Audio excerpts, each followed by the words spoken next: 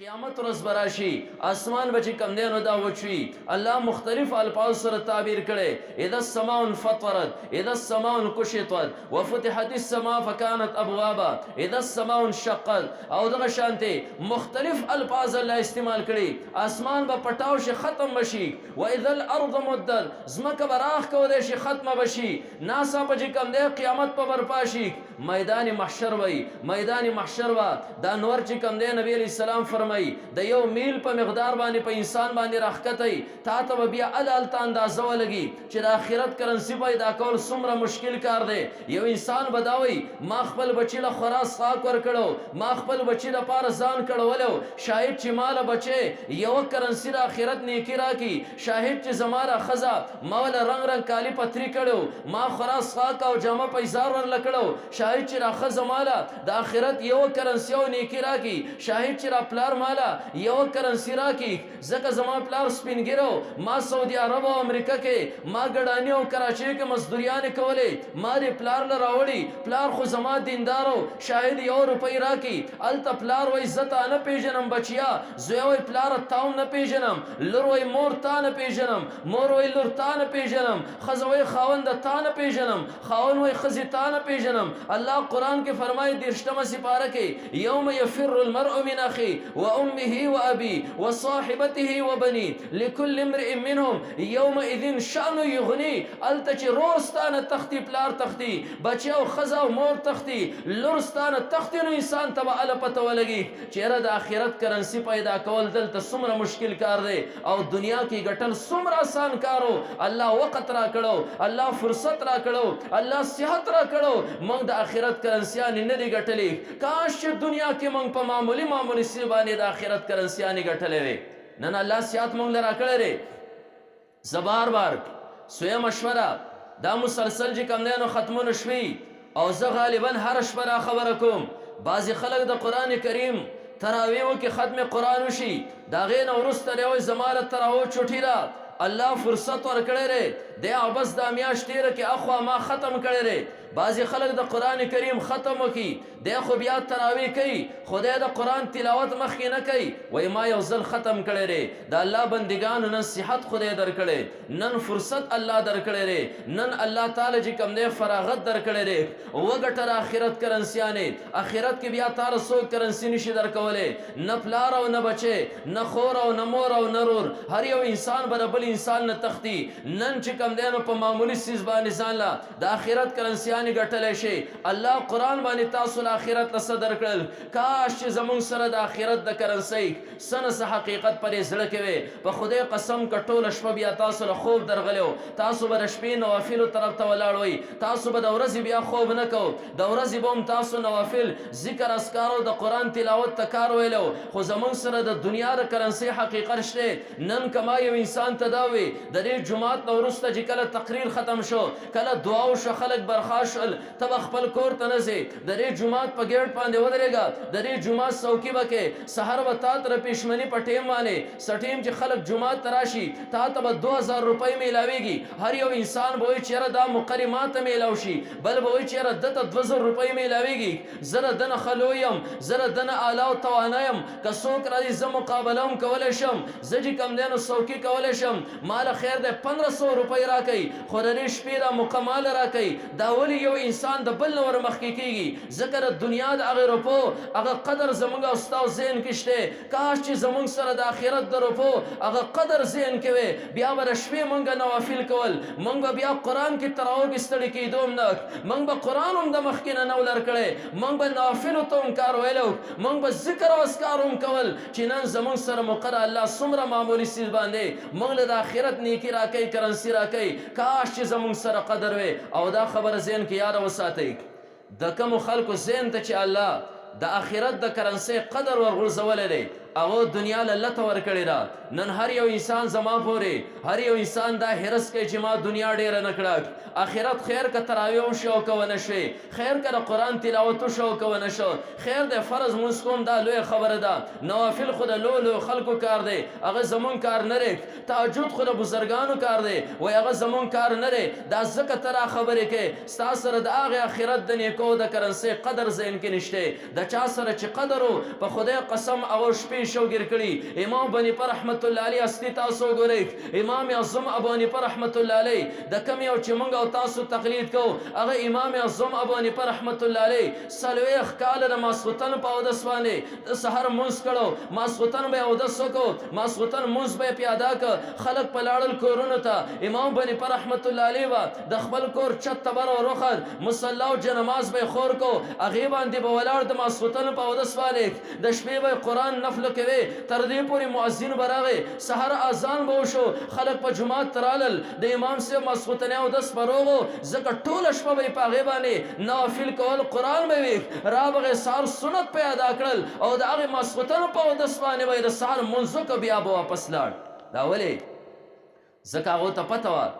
چې د دنیا پیسې پیدا کیږي زندگی د انسان تیریږي سچ الله ستا په تقدیر او قسمت کې لیکلي دی هغه تعالی راضي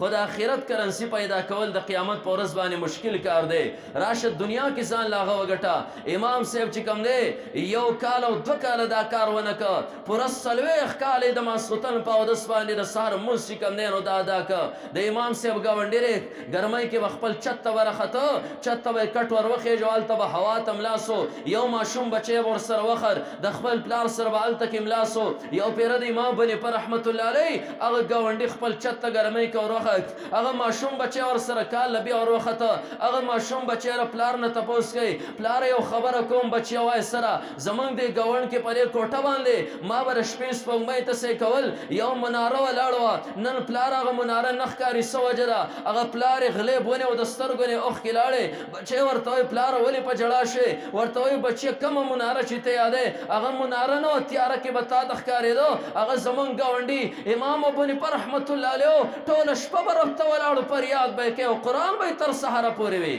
پرې وجباندې د چا زین ته چې الله را خبره غرزولې ده په خدای قسم کر شپې خوب ورزي یا غ پستړی کې دو باندې یا غ روزي نه چې کم دینو پر یاد کوي موت زکه پر یاد کو موت تر دې قدر نشته الله مونږ لا داسې چې کم دینو توفیق بیا عمره کوي مونږه روزو خراب کړم روزو تکزیړ کړم د لا دوباره چې کم دینو پرېستما خدای کله ودا روزي ختميږي کله یو طرف تاسو له کله بل طرف تاسو له کله غړې ته ګورم قاری صاحب دویم رکعت خو ډیر زیاتو غت کړو نن خو په یو رکوع ورواړو ولا یره قاری صاحب زمون پندې دی ماته کړې مړه زار سبق وای په خواب حافظانو داسې وي دا خو په مزه مزه چې کم دینو روالیک زم کاش چې تا ته الله تعالی دا حقیقت در واچولې چې اے مسلمانه په دې باندې چې الله تعالی صدر کوي هغه بیا آخرت کې نه میلاویږي نن ستاسو سره مقدره وګټه دومره وګټه مخکې ځان لولېږي چې آخرت کې په قبر فراخي هم والے میدان محشر کې په د الله د عرش سوره هم والے پیغمبر علیه الصلاۃ والسلام سفارش په هم والے د قیامت پر ورځ باندې د الله دیدار په هم والے دومره وګټه چې قیامت پورس په جنت هم چې کم دینو والی اسنه چې بیا د سرال ته سنه خالی لاس او د خالی لاس والو د پاره چې کم دینو جهنم دی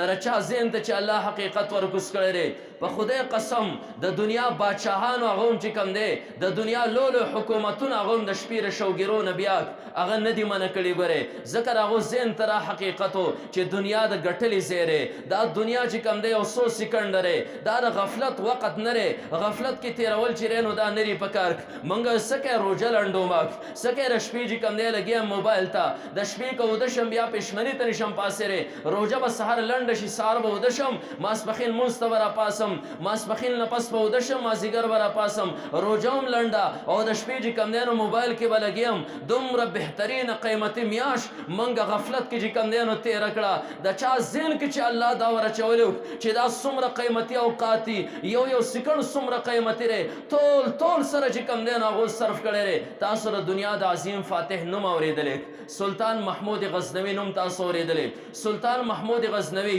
زندگی ټول جهادونو کې تیر شوی را داغه زندگی ټول جهاد کې تیر شوی را عظیم د دنیا یو عظیم فاتح دی اغه عظیم مجاهد نن که یو مجاهدی دی او د شپې دمه کومه زکه د شپې تهجد کومه یا د شپې عبادت کومه د ورځې بیا جهاد بسنګ کوم خو سلطان محمود غزنوی ته پته چې د دنیا لک ټیم دی یو سکند زمون قیمتي ری دا یو سکند راشه قیمتي جوړ کا محمود غزنوی با د ورځې جهادونه وکړل حاکم تعلیم او حکومت ورسره د خلکو فیصلې به یې وکړې، حکومت امور به هم سنبال کړل، د شپې به خلک وده شول. سلطان محمود غزنوي به نوافلو نه علاوه درود شریف شروع کړل او 30,000 پیرې به یې په نبي علیه الصلاة والسلام باندې درود تر سهاره پورې وي.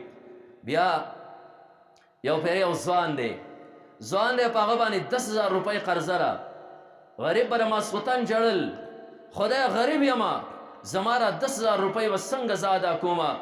او 10,000 روپۍ ادا کولی نشي. یو پیره جاړي او د الله نه سوال کوي خدایا زما درې 10,000 روپو غیبانه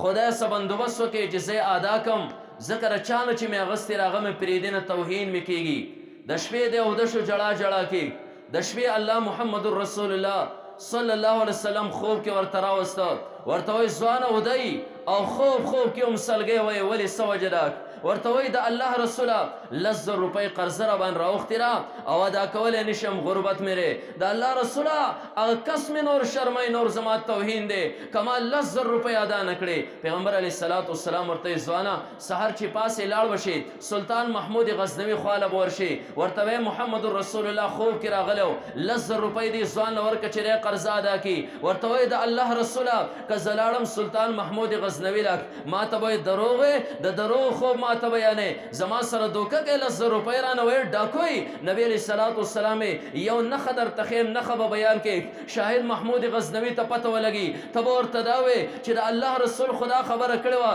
دې ځوان له 10,000 روپۍ ورکه. د هغې سره د الله رسول بل پیغام تا ته محمود غزنوي دا رالیږلی، د الله رسول وفرمیل نور کله به د شپې 10,000 پیرې په ما د درود شریفو ډالۍ راتله، نن درېیمه ورځ دغه ډالۍ رانله. غزنوي څه وجه کیدی شي؟ هغه ځوان لاړ سلطان محمود غزنوي ته وایي نبي علیه الصلاة والسلام خوب کې راغلی و ما باندې 10,000 روپۍ قرضه ده. محمود غزنوي ورته وایي ځوانه دوکې ماله مه راکوه، دوکه بل چاله ورکه، ما ته پیغمبر علیه الصلاة والسلام یارې دروغ وایي. ورته وایي رسول الله مبارک خوب کې یو بله خبره هم کړې وه چې محمود غزنوي ته ووایه نور کله به د شپې د 30,000 پیرې درود شریفو ډالۍ راتله. درېیمه ورځ د غزنوي تر اوسه پورې په ما باندې 3 ورځې را ډالۍ رانله. سلطان محمود غزنوي ځوانه ځان سره یې رانږدې کوي رشته دې ویلي نبي علیه السلام خوب کې راغلی، ځکه زما د درود شریفو نه یو رب کائنات خبر، یو زه په خپله باندې خبر، یو محمد رسول الله خبر چې الله به د درود شریفو ډالۍ هغه ته زما د خولې ورلېږله. واقعي د 3مه ورځ ده زه چې کوم دی نو هغه انتظامي امورو کې داسې بوخ یم چې ما ته دومره فرصت نه دی میلو چې ما 30,000 پیرې دا درود ویلي. واقعي د تاریخ شوی دی نه اخوا به لېږم په نبي علیه السلام درود شریف. خلکو ته پته ولګي را چې هلکه چا ته پته ده چې د دنیا زندگی مختصره ده، زاریان یمنن او زه انګوش بدندان یم خپل نوجوان طبقې ته چې د نټ په استعمال باندې موړ نه شو. دا د یو بل توهین چې کله کوي، یو بل پسې پوسټونه ورکوي، دا لاندې کمنټس کې یو بل ته کنځل لیکي سهار نه ماښامه پورې، دی په دې باندې چې کوم دی نو موړ نه شو، دی د بل د عزت په لوټ کولو باندې موړ نه شو. ای انسان لږ غونته کې غور او فکر وکړه، ګریوان کې سوچ وکړه، زه رب را لېږلی یم د بل د عزت د لوټلو دپارې نه یم را لېږلی، زه رب را لېږلی یم د دنیا کې د خلکو د عزتونو تار کولو دپاره رب نه یم را لېږلی، ځکه رب را لېږلی یم. زما رب خو اعلان کړی وما خلقت الجن والانس الا لیعبدون، ما خو انسان او پیری صرف د خپل عبادت دپاره پیدا کړی دی. ای انسان ګریوان کې سوچ وکړه، ما نن د بل عزت تار ډېر که که ما د رب عبادت ډېر وکړه، زه چې الله کوم مقصد در را لېږلی یم ما هغه مقصد چې کوم دی نو نن پوره کړو، او که په هغه مقصد کې زه خلل چې کوم دی نو وګرځېدم. تاسو سره دنیا د یو عظیم بادشاه نوم بل اورېدلی دی، هارون الرشید. د دنیا یو عظیم لوی بادشاه او یو ډېر نیک بادشاه چې کوم دی نو تیر شوی دی هارون الرشید. الله په لویه خطه باندې حکومت ورکړو، زه یم که د هغه په شان حکومت نن سبا د چا وی فرض مونځ به هم نه کوو چې زه دومره حکومت سنبال کم که 15 ټیمه اودس وکم او مونځ وکم. هغه هارون الرشید به حکومت هم سنبالو، د خلکو فیصلې به هم کولې، او کله چې به د هغه مجلس برخاست شو خلک به کورونو ته لاړل، هارون الرشید به د شپې اودس وکړو او ډیوه به یې بنده کړه، تیاره کې به خپل رب ته چې کوم دی نو ودرېده، سهره پورې به 400 رکعات تهجد چې کوم دی نو رب کائنات ته ادا کړل. او بیا یو پیر ما کتاب کتو، ما شاید دا 400 کې دا سړی غلط شوی، د 40 نه 400 جوړ کړی. بیا اندازه ولګېده نورو کتابونه لیکلي وو چې 600 به یې کول، چا لیکلو 800 به یې کول. ما ته اندازه ولګېده چې لنډو شپو کې 400 کړي، درمیانه او معتدل شپو کې 600 کړي دي، او اوږدو د جمعو په شپو کې چې کوم دی نو 800 رکاته کړي دي. بس 800 رکات به تا خپله زندګۍ کې هم نه یې کړي شاید، ولې هغې خلکو ته حقیقت د آخرت د کرنسۍ معلوم شوی و چې د دنیا پیسې خو ګټلی کېږي، د لوږې نه څوک نه دی مړ، الله خو رزق ورکوي، خو هلته بیا د آخرت روپۍ ګټل ډېر زیات مشکل کار دی. 400 پیرې کم از کم دا به یې د شپې چې کوم دی نو تهجد کول او د خوند او د مزې خبره بله واورئ. په غور سره واورئ نوجوان طبقې نن خدای ځواني درکړې ده، نن دې پنډې او مضبوطې د رب کائنات ته ودرېدی شي، نن دې نظر او مضبوط دی قرآن کتی شي، نن دې غوږونه او مضبوط دی د قرآن تلاوت اورېدی شي، نن الله ذهن او مضبوط درکړی دی علم پې حاصلولی شي. دا استعداد او دا قوت چې کوم دی دا الله په دین باندې صرف کا، اخرت ځان له چې کوم دی نو وګټه. یو دور کې قطب الدین بختیار کاکی هندوستان کې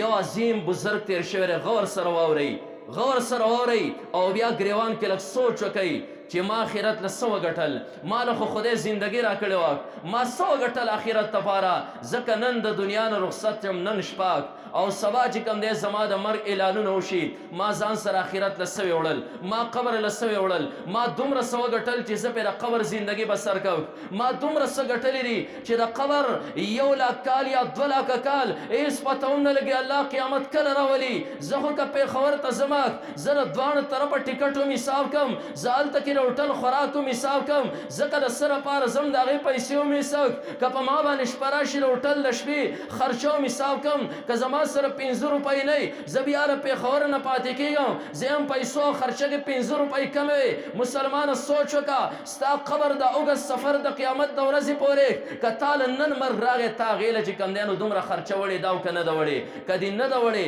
نن په ځان خوب حرام که آخرت له ویسه. قطب الدین بختیار کاکی د هندوستان عظیم بزرگ وفات شو، او کله چې وفات شو جنازه راوړل شوه، جنازه او میدان کې کېښودې شوه، خلکو صفونه جوړوئ جنازه ادا کېږي. یو کس راغی او میدان کې اعلان وکړ، ورته الله یې وبخه زه یو خبره کوم د هغې نه وروسته بیا جنازه وکئ. خلکو یې څه خبره کوي؟ وی ما ته قطب الدین بختیار یو وصیت پرېښودی و. وی څه وصیت دی؟ وی وصیت یې راته دا پرېښودی و چې زه مړ شم زما جنازه باندې به اعلان وکړي چې زما جنازې ته هر یو انسان نه ور مخکې کېږي، هر کجا بودیري زما جنازه نه کوي، زما جنازه به هغه انسان کوي چې د ده په تمامه زندګۍ کې نظر دا غلط نه استعمال شوی، زما جنازه به هغه انسان کوي چې دی بلوغت ته ور رسېدلی دی، د ده نه د شپې تهجد نه دی پاتې شوي، زما جنازه به هغه انسان کوي چې دی د لمونځ او د نفلونو دومره شوقي دی چې د ده نه زندګۍ کې د مازدیګر 4 رکاته فرض نه مخکې 4 رکاته غیر مؤکد سنت چې کوم دی دا هم چېرته زندګۍ کې نه فوت شوي، هغه کس به زما جنازه چې کوم دی نو دا کوي. اوس زه دا اعلان کوم ما د ده وصیت تاسو ته بیان کو، که داسې یو کس تاسو کې موجود وي چې د هغه نه د بلوغت نه وروسته تهجد نه یې قضا، د هغه زندګۍ کې غلط نظر نه استعمال شوی، د هغه د منځونو دومره شوق دی د مازدیګر 4 رکاته فرضو نه مخکې د هغه غیر مؤکد سنت هم چېرته نه یاده شوي، هغه کس ترې راوځي او د دې قطب الدین بختیار کاکی د ده جنازه چې کوم دی نو ادا کړي. غور سره واورئ یو کس راغی مخې څادر کې پټ دی راغی د قطب الدین بختیار کاکی جنازې ته ودرېده، تندي باندې ښکل کړه، ورته وایي دوسته ته هم د الله عبادت کوو په غلا غلا باندې، چا ترې خپل ځان نه خوږ، چا ترې خپل عبادت نه خو، تا خو خپل عبادت پټ الله لره ویوړ، الله دې ستا پر لاش رحم وکړي، الله دې ستا په قبر باندې رحم وکړي، تا خو زما راز خلکو ته چې کوم دی نه وټ کو، خلکو ته زما عبادت ښکاره کو، بیا مخکې شو جنازې چې کوم دی نو ادا کړه، خلکو ته وایي ځکه جنازه ادا کوم ځکه قطب الدین بختیار چې کوم وصیت پرېښودی هغې باندې زه چې کوم دی نو پوره یم، زما زندګۍ کې نظر غلط نه دی استعمال، زما نه تهجد د بلوغت نه وروسته هغه چېرته هم نه قضا، زه د لمونځ دومره اهتمام ساتمه د مازدیګر 4 رکات نه مخکې 4 رکات سنت غیر مؤکد زما نه چېرته هم نه قضا، لمونځ یې د جنازې ادا کو، خلک نږدې ورالل چې دا په مخ د ځمکې باندې اسمان پرشته څوک ده، دا جنتي انسان څوک دی، کله چې خلک مخکې ورالل ما غور سره واورئ ای نوجوان طبقې نن چې کوم دی د هر چا په سر باندې د یو بل عزتونه تار په تار کوئ، هغه کس څوک په مخ د ځمکې دا پرشته څوک هغه د هغې دور حکمران او باچا سلطان التمش و. بادشاه او بادشاه سلطان التمش خلکو پیژن چې لکه دا خو یو حکمران،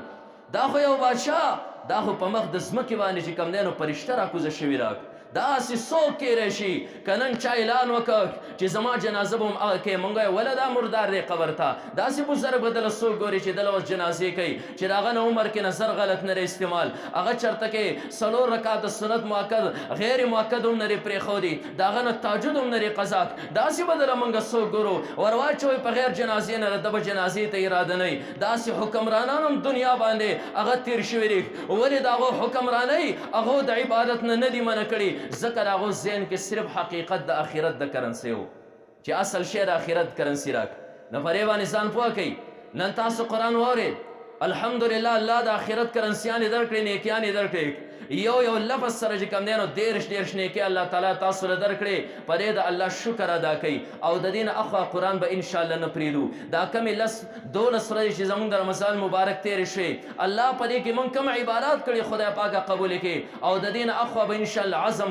عزم به کوو تاسو په دې علاقه باندې د دې بیان او په دې خواوشا اطرافو باندې. موږ داسې ډېر کسان کتلي په روز کال روژه کې ژوندي وو، روژې هم نیولې وې، په روز کال تراویح هم کړي، په روز کال به هغو تهجد هم کړي، هغو به نوافل هم کړي، هغو به د خپلو روژو سرسایي هم ورکړي، هغو به صدقې هم کړي، هغو به په غرباو باندې روژماتې هم کړي. نن په هغو باندې یو ټرالې خاوره د پاسه اوښتې را، نن به هغه د قبر پرې ته کې راواز کوي. خدای د رمضان مبارک میاشته الله د قبر ډبې ته مې اوچت کا، صرف 2 رکعاته نفل ادا کم، خو د هغه د په سر باندې دومره خاوره اوښتې چې هغه ته اجازت نه میلاویږي. حضرت عبدالله ابن عمر رضی الله تعالی عنهما یو پیره قافلې سره دوستانو سره روان دی، یو ځای ته ورورسېد، هلته قبر و، مرګرو ته یې لږ ټیکاو شي ودرېږئ، قافله ودروئ. راغی د قبر په غاړه باندې خوا کې ودرېد، 2 رکعاته نفل ادا کړل. ملګري ورته وایي عبدالله ابن عمر رضی الله تعالی عنه ماته وایي دا راته وایي چې دا قبر والا ستا یار دوست و یا که رشته دار و، ولې تا د ده د قبر په خوا کې 2 رکعاته نفل ادا کړل؟ هغه وایي نه زه یې نه پېژنم څوک دی. ما ته محمد رسول الله صلی الله علیه وسلم یو روایت را یاد شو، د الله نبي چې کوم دی نو فرمیل د قیامت په دې قبر ته چې انسان کله ورکوشي هغه انسان رب ته را فریاد کوي، ربه ما ته نن د 2 رکعاتو نفلو اندازه ولګېده، ربه چې څومره طاقت لري خدای دنیا کې رانه غفلت شو، ما د قبر ډبې ته اوچت کا، زه 2 رکعاته نفل ادا کم. دی جاړي فریاد کوي خو الله تعالی دل اجازت نه ورکوي. نن چې ما دا قبر وکتو ما ته محمد رسول الله روایت را یاد شو، ما عبدالله ابن عمره کله چې په قبر کې بیا رب ته فریاد کوي الله زندگی درکړې راشه 2 رکعاته ادا کا. د تاسو هم الله ژوند درکړی. نوجوان طبقې ته زه دایم الله زندگی درکړې ده، پرېږده روژه کې فیسبوک له چوټې ورکا، پرېږده دا د بل عزت تار کولو له لږه چوټې ورکا، پرېږده ختم یې کا، لږ د الله سره چې کوم دی نو خپل تعلق راوله، پاسه الله ته ودرېږه. د الله رحمت لاندیني اسمان ته راغلی، اواز کېږي څوک ګناهګار نشته ما ته توبه وباسي، څوک غوښتونکی نشته زه ورله ورکم، څوک استغفار غوښته والا نشته د هغه ګناهونه معاف کم. پاسه نه پېشمني نه لږ مخکې رب هغه ګناهګار زه یم، خدای توبه کوونکی زه یم.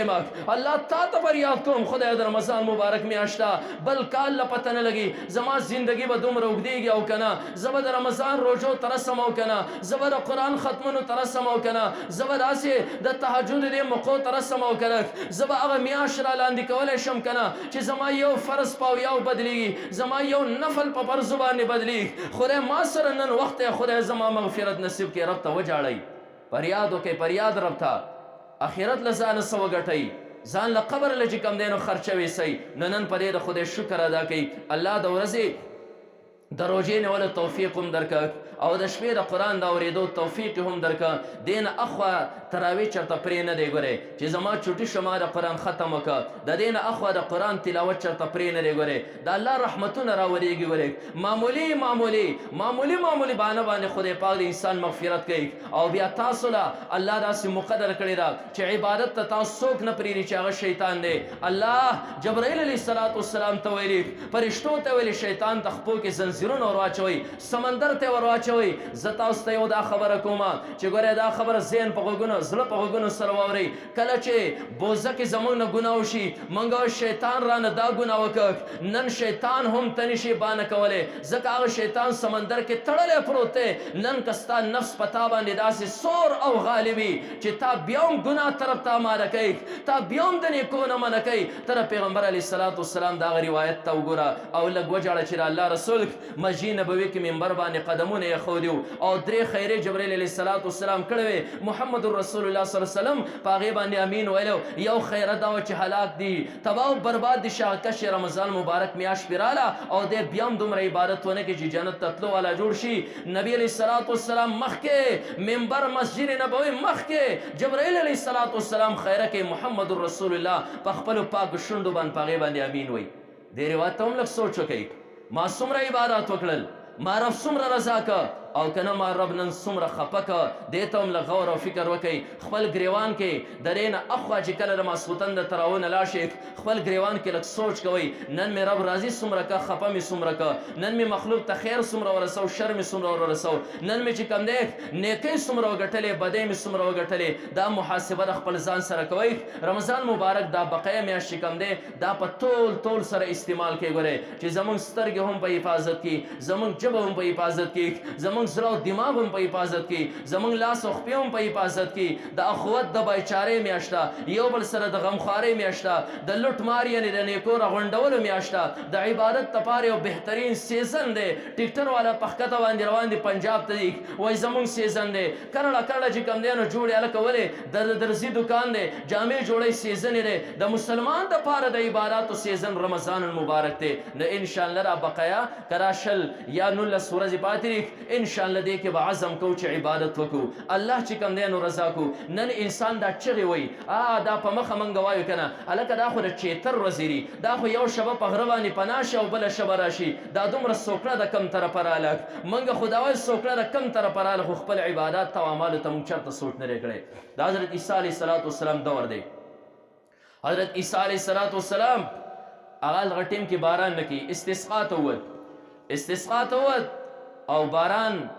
بیا هم ونه شو حضرت عیسی علیه السلام باندې الله وحی راولېږله عیسی علیه السلام اعلان وکړه چې ګناهګار کس د دې ځای نه بهر شي کوم چې غیر ګناهګار دی هغه ودرېږئ موږ به د استسقا لمونځ کوو دعا به غواړو تمام خلک روان شي ځکه څوک داسې ګناه یې نه کړي یو نوجوان دی هغه ولاړ دی یوه سترګې را ګاټی نشته ړوند دی عیسی علیه الصلاة والسلام ورته وایي زلمیه تمام خلک رخصت شو ته خو ولاړې ولې وی ما ګناه نه ده کړې چرته وی د سره دې ګناه نه ده کړې وی یو مې کړې وه د هغې سزا مې ځان له ورکړې ده یو پیره په لار روان وم یو داسې یو موڼ غونته کې و هغې کې زما غیر اختیاري د یوې سترګې نظر په یو زنانه باندې لګېدلو ما دا درې ګوتې د سترګه کې دننه ننیستلې وې ګاټه مې را ایستلې غورځولی مې دی د هغې سزا مې ځان له ورکړې نور ما د سترګو په رب باندې ګناه نه ده کړې حضرت عیسی علیه الصلاة والسلام ورته وایي وایي زه خو هم معصوم یم ځکه زه پیغمبر یم ته یو امتي دومره پاک ته به دعا غواړې زه به پې امین ویم هغه ړوند کس لاس پورته کړل خدایه باران وکړې ربه حشرات الارض زموږ د وجې نه سوځي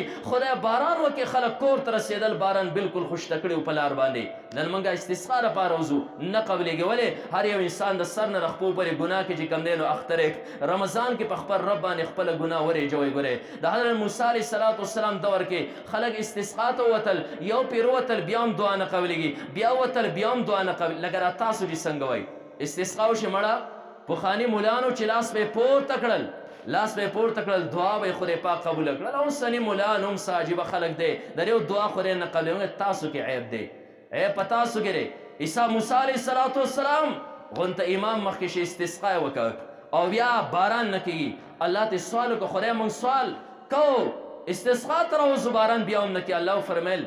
شاته راپسې یو کس ولاړ دی چغلخور دی و چغلخور هم لاس پورته کړی خدای باران وکړي زه به د باران کومه لرکه را چغلخور وباسه حضرت موسی علیه الصلاة والسلام خدای وی خیراته الله فرمایي د چغلخور د وجې نه خو زه باران نه کومه تا ته ولې چغلي وکړم چې هغه دی خو دې خلکو ته وایي توبه وباسئ حضرت موسی علیه الصلاة والسلام خلکو توبه وباسئ چغلخور پکې توبه وایسته سبا یې لاس پورته کړل باران راوورېده نن چې کم ټیم موږ باران غواړو نشته کم ټیم یې نه غواړو شل تالان والا بیا چغه وې د شل تالانو ګلونه ورې جوړ پلانې وکړل ډنګرې وکړل نو موږ تاسو کم داسې توره والی را کم ټیم تاسو چرته عالم نه تپوس کړی چې دا غوټۍ کې او د ګل نه مخکې شل تالان خرڅوه مبیعه شته نه دا ته رسې شي بیه وکړه هسې هوارې وجنګوله چرته عالم ته تلی چې راځه څنګه کار کوم او بیا چغه ګلې وشه دا وشه په الله باندې په دې روژه کې خپل ګناهونه معاف کوي هر یو انسان چې کم دی نو ګناهګار دی پاسې رب ته فریاد وکړئ د شپې جړه وکړئ په خدای قسم الله ستاسو په انتظار باندې دی انسان ستا په پاسېدو کې ستا په جړه کې چې کم دی نو وخت لګي زما راضي کولو کې یو سکند نه لګي الله چې کم دی په راضي کولو کې یو سکند نه لګي رمضان مبارک مقرر زموږ سره نه الله ته دا بقیه میاشت چې کم دی نو عبادت وکړئ تلاوت کوئ ذکر اذکار کوئ جړه فریاد کوئ د رب نه چې کم دی نو دعا غواړئ الله دې موږ او تاسو لپاره یو څو خبرو د عمل کولو توفیق راکړي د رمضان مبارک د میاشتې د صحیح عبادت توفیق دې الله موږ او تاسو سره نصیب کړي الله دې زموږ دا ختم په خپل دربار اعلی کړي قبول او منظور کړي واخر دعوانا ان الحمد لله رب العالمین